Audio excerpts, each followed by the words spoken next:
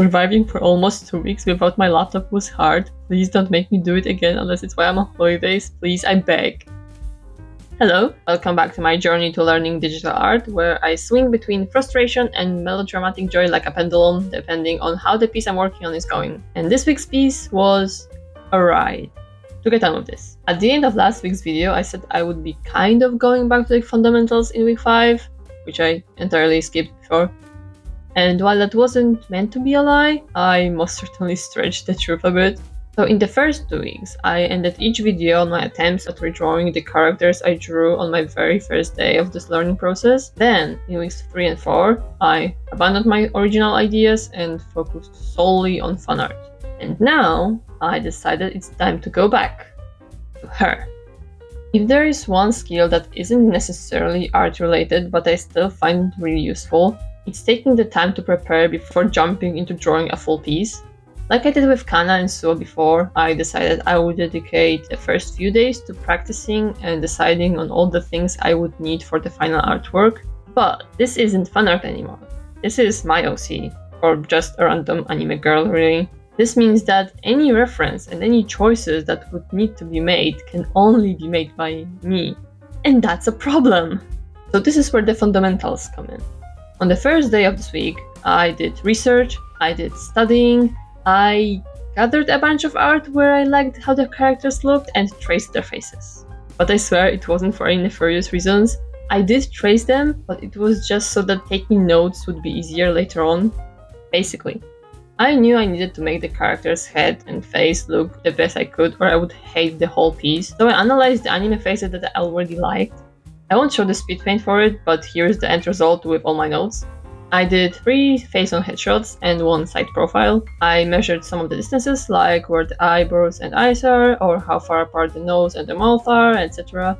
Then I took averages from my notes and compiled this list that I would use as my reference later on. And then I figured I should put it into practice at least once. But the thing is, by the time I got to this point, it was already well past 1 AM and I had work the next morning. I was tired and I was rushing and it shows, so don't think too much of this practice. I was just checking if I can draw anything at all, while only sticking to my notes and without using any visual references at all. It ended up enough to give it a pass and never mention it again. The next day though, I wasn't tired, I had more free time to dedicate to my practice session, and oh lord will it show. I was still focused on making my character's head look as good as I can, and when it comes to anime art, the thing that has to be good is the eyes. So I focused on them. What I did was take a bunch of arts, both fan art and official illustrations, and try to draw the eyes exactly as I see them. Mind you, I wasn't tracing anything, the references were open on my PC while I was drawing on the tablet, but I did try to make them as close to the references as possible. It was surprisingly easy, to be honest, and it made me realize that whenever I was drawing from imagination before, the reason I always hated the faces was because I was making the lashes far too thin. I even put a note to myself at some point during this speed paint to make sure I'll remember it in the future, and I did. But that's only like 1/3 of that day's practice. I know, I was kind of crazy for that. So what else is the thing about a person's face that catches attention? Hair, obviously. Now with fresh eyes, yesterday's notes, and not so sleep-deprived mind, I attempted to draw my character's face again, this time actually making an effort to make it look good. And I also kept in mind my eyes practice from before. Before I started the whole process, I saved some references for this part. I knew this character was going to have shorter hair, but I wasn't sure what hairstyle exactly to go for, so I saved a bunch and then picked my favorite 3. By the way, all the references were just photos of real-life people from Google image search, which means that stylizing them into anime style was up to me. Not the best idea, but it did somehow work in the end. What the time-lapse doesn't show is me sitting back and just staring at these 3 for like 10 minutes straight and trying to choose which one I like most. And once I picked, it was time for the third part, colors. After remembering my first 2 attempts at coloring my OC from weeks 1 and 2, which we all know how ended up, I gave up on trying to go for anime colors. There was going to be a plain girl with more or less realistic colors because I could not be bothered to overthink and speedrun learning color theory in just a day. I did stick to it for the hair, But for the eyes, I may have strayed away from realistic colors a little bit, but only a little bit. It's close enough to some shades of brown, especially if they're illuminated by bright sunlight, right? Moving on. Going into this, I only had a vague idea of what pose I would be going for, but I did know what kind of style she would have. Even in my first drawing from week 1, she was always meant to be the type to wear oversized and comfy clothing like hoodies and sweats and big t-shirts. Comfort first, looks second type of girl. And clothes are something I always half-assed until now, so I spent an entire session just studying them. This is, once again, me directly copying the reference I found online. Poses, the shadows, everything. Hoping that I would understand the way fault and lighting work just from doing 2 or 3 random pieces would be beyond delusional, but it was better than nothing, and I didn't really have time for more at the time. But I did notice a few things. Like, except for some parts, most of the shadows were either really long or a triangular shape, or a combination of the two. I drew 2 shirts and then 1 pair of sweats, and then, because I may not be a pro artist, but I do know a thing or two about the learning process in general, it was time to put the studying into practice at least once to drill it into my brain. This last t-shirt is exactly that. All references closed, my eyes on the tablet alone. I tried doing an angle where I wouldn't be able to just copy what I still remembered drawing a few minutes earlier. It was meant to be that kind of pose where the invisible person wearing it is leaning forward while arching their back like this. It's decent. Don't ask me which way the light is coming from because I have no idea. My eyes aren't good for this because my mind knows this one is the one I drew by myself, but I guess maybe if you didn't know, it doesn't show too much.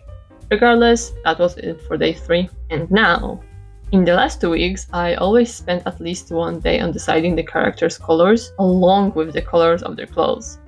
With Kana, I spent a whole day just studying her outfit because it had so many elements to remember. But I was also painfully aware that my actual drawing process was getting longer and longer with each week, and that since I would be drawing from imagination this time, this could get really long, and I needed to give myself as much time as possible.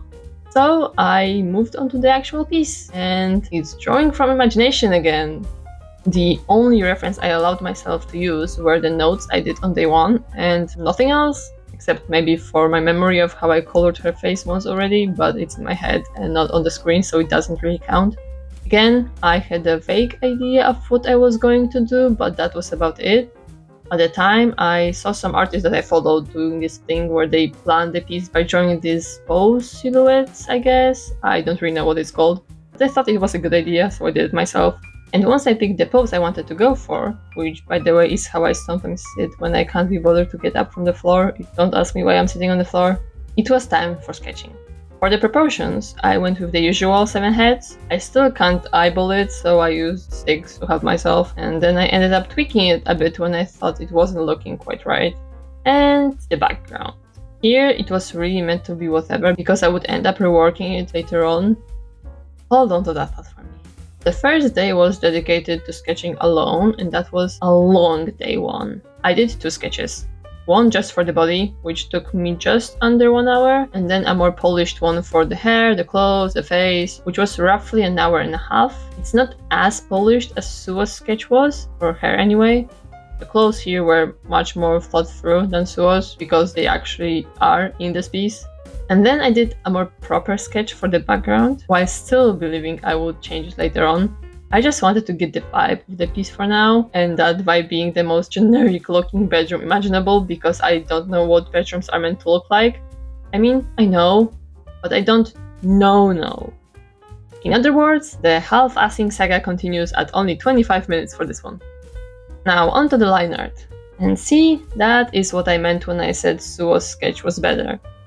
I did change it a bit at the time, but for the most part, with Suo, it was more tracing than not. But this, the time-lapse isn't actually showing it, but I struggled, which wasn't the case with the clothes, because I actually did make the sketch fairly good and didn't have to think too much about it. But the hair. Oh, the hair. And then my redrawing hands 10 times saga also continues. At the end of the day, I'm glad I do it, because the final result is almost always better than the sketch. But my god, are they annoying to draw. Is this some kind of rite of passage? Hating drawing hands? Even feet aren't that annoying, and I did draw one foot for this piece, as the world's way of proving to me that not only drawing hands can be annoying, the eyes also took me a sweet, sweet time. I kept messing with the placing and the size. I still think they could have been better if only I gave them even more time, but that was good enough. I remember that in the drawing from day 2 I gave her lashes, and I really wanted to include them here as well, but I just didn't know how. It's a weird angle, and I wasn't sure which way they should point, so I abandoned the thought altogether. The line art for the character took a total of 2 hours, and then the coloring. Words cannot describe how glad I was I gave myself 4 days to work with. Coloring took 2 days, roughly 3 hours for the girl, and then a bit more than that for the background and the final touches. I don't really have much to say about the first part of the process, so I'll use this time-lapse to ramble a bit because it's already week 5. 5 videos, which means it's the halfway point, sort of. What I mean by that is basically, it's fun and helpful to keep documenting my journey, but now that I've gotten somewhat better than I was when I started, actually, no, I know I got a lot better than when I started, but you know what I mean. I have other ideas that I would like to make videos of, but because I like consistency, I have to finish this series first, and I wanted to have a proper ending. And you know, the ending point is actually quite obvious if you think about it. It is, of course, related to the 100-hour rule. Just in case you don't know what it is, the 100-hour rule states that if you spend 100 hours practicing a skill, you should, by the end of it, be better at that skill than 95% of people. It does not mean you will have mastered it by any means, since that 95% also includes all the people who have never even tried or thought of trying the skill you're learning. So no, I don't think I'll be an amazing artist who can whip up masterpieces one after another after these 100 hours, but I do think it will be a good point to end a series that is dedicated to the very general idea of learning the basics of digital art, so that I could move on to learning other more focused / specific types of stuff, like lighting scenarios and all of that. And since my voice here is from the future, I can already tell you for certain there will be 3 more videos of this.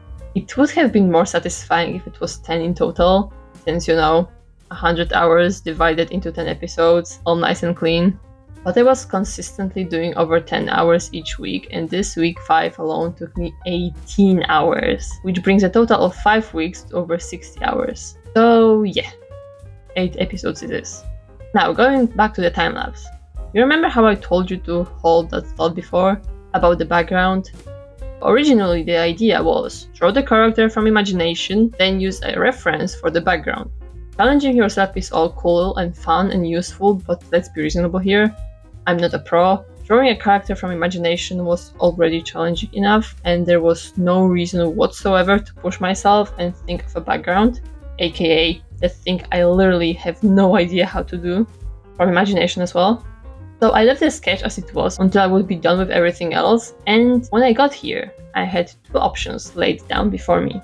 1, to close the drawing app and look for references, which would take time, and then use that reference to draw a better background while possibly spending even more time on making it as good as I can, because having the reference would be like putting mental pressure on myself. Or I could just keep my original idea. Needless to say, I chose the lazy option and just kept it as it was, because by that time I had already spent more or less 8 hours on this drawing. I did enjoy it and I was honestly proud of it, but I was tired. It was a lot and I just wanted to finish it already. Would using a reference have made it better? Yeah, obviously. But attempting to draw a masterpiece was never my goal to begin with. I just wanted to see where my drawing from imagination skill was at. The rest really only needed a pass. And it got it. Maybe it would have been better without the bookshelf.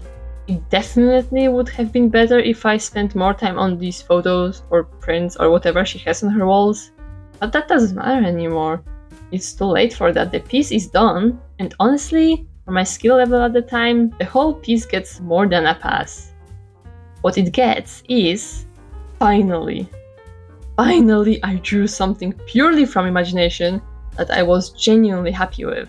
It's not amazing by any means, and I wasn't loving it, but the good definitely outweighed bad, and it took only 63 hours of practice to get here. 63 hours. 63 hours. Ugh. Let's take a break to talk about it. The parts that aren't so great, the background as a whole, for sure. The lighting could have been more well defined. I also think the anatomy may be a little bit off. The pose itself is weird, so maybe it's not that obvious, but I think her legs should be longer since it is meant to be a style with the anime proportions, and anime characters are very long and have long legs, if you know what I mean. But I really like the coloring of her eyes and skin, and also how the shirt ended up looking, especially around this part. Funnily enough, I also don't hate how the bed sheets and the floor look. I do think they could be better, but they get a higher pass than the rest of the background. I also really like how the colors or the vibe ended up after I did some color adjustments. It has that lazy / comfy feeling to it while still being mostly bright and happy. I don't know, it just looks pretty, I guess.